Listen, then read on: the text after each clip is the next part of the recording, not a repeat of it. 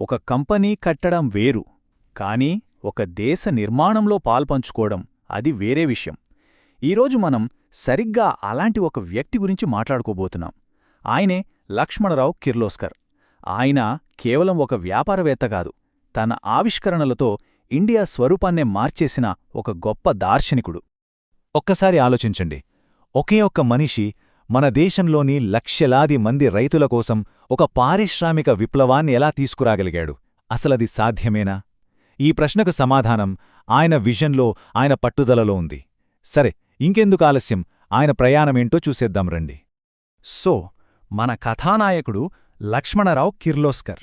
ఆయనను కేవలం ఒక ఇండస్ట్రియలిస్ట్ అంటే సరిపోదు, ఆయనొక విజనరీ. ఎందుకంటే ఆయన ఫోకస్ అంతా డబ్బు సంపాదించడం మీద లేదు, దేశంలో రైతులు పడుతున్న కష్టాలను ఎలా తీర్చాలి అనే దానిపైనే ఉండేది. ప్రతి పెద్ద కథకి ఒక చిన్న ప్రారంభం ఉంటుంది కదా. కిర్లోస్కర్ బ్రదర్స్ ప్రయాణం కూడా 1885లో అలానే మొదలైంది. కాని అసలు కథ, ఆ టర్నింగ్ పాయింట్ వచ్చింది మాత్రం 1900ల ప్రారంభంలో. అప్పుడు వాళ్ళు తమ రూట్ మార్చుకున్నారు. దేశంలో వ్యవసాయం ఎదుర్కొంటున్న సమస్యలకి పరిష్కారాలు కనుక్కోవడంపై పూర్తి దృష్టి పెట్టారన్నమాట. సరే, ఇంతకీ కిర్లోస్కర్ తీసుకొచ్చిన ఆ మెకానికల్ రెవల్యూషన్ ఏంటి? ఆయన కనిపెట్టినవి పొలాల నుంచి ఫ్యాక్టరీల వరకు ఎలా ఒక పెద్ద మార్పును తీసుకొచ్చాయో తెలుసుకుందాం. ఇది కేవలం కొన్ని మిషన్ల కథ కాదు, ఇది మన దేశం ముందుకు వెళ్లిన కథ. ముఖ్యంగా చూస్తే వాళ్ల ఆవిష్కరణలు 3 పిల్లర్స్ లాంటివి. 1 రైతు కష్టాన్ని తగ్గించే అగ్రికల్చరల్ మెషినరీ, 2 బీడు భూములకి ప్రాణం పోసే వాటర్ పంప్స్, ఇక 3 వీటన్నిటినీ నడిపించే ఇంజిన్లు మరియు ఇతర మెకానికల్ డివైజెస్.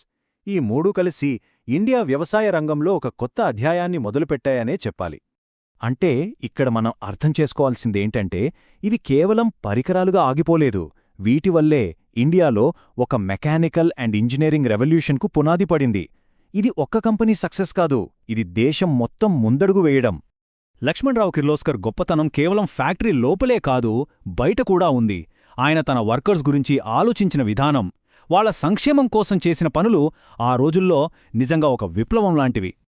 ఆయన మోడల్ చాలా సింపుల్ కానీ పవర్ఫుల్. 3 ముఖ్యమైన విషయాలున్నాయి. 1 పనిచేయడానికి మంచి కండిషన్స్ కల్పించడం, 2 వర్కర్స్కి ఉండటానికి ఇళ్లు కట్టించడం, 3 వాళ్ల పిల్లల చదువు బాధ్యత తీసుకోవడం. అంటే తన దగ్గర పనిచేసేవాళ్లని కేవలం ఉద్యోగులుగా కాకుండా ఒక ఫ్యామిలీలా చూసుకున్నారన్నమాట. అయితే ఇక్కడొక ఇంట్రెస్టింగ్ పాయింట్ ఉంది. ఆయన తన ఉద్యోగుల పిల్లలకి చదువు చెప్పించారని మనకు ఆధారాలున్నాయి, అది నిజమే. కాని అసలు ఏం చదువు చెప్పించారు, సిలబస్ ఏంటి లాంటి వివరాలు మాత్రం చరిత్రలో ఎక్కడా దొరకవు. ఒక మిస్టరీలాగా మిగిలిపోయింది. కొన్నిసార్లు చరిత్ర ఇలానే ఉంటుంది, ఎందుకు జరిగిందో చెప్తుంది గాని ఎలా జరిగిందో చెప్పదు. ఒక గొప్ప వ్యక్తి లెగసీ అనేది వాళ్లతో పాటే పోదు కదా, అది తరతరాలు కొనసాగుతుంది. లక్ష్మణరావు కిర్లోస్కర్ విషయంలోనూ సరిగ్గా అదే జరిగింది. ఆయన నిర్మించిన ఈ ఉక్కులాంటి వారసత్వం ఒక తరం నుంచి మరో తరానికి ఎలా చేరిందో ఇప్పుడు చూద్దాం.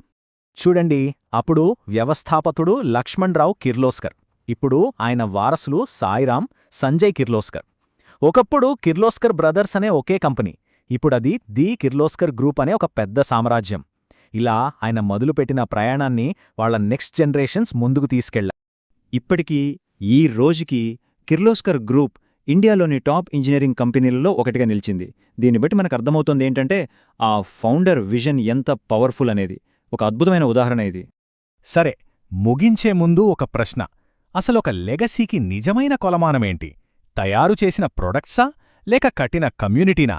వాళ్లు సృష్టించిన వస్తువులా, లేక వాళ్లు నిర్మించిన సమాజమా? దీనికి సమాధానం బహుశా మనం చూసే కోణంలోనే ఉంటుంది. ఆలోచించండి.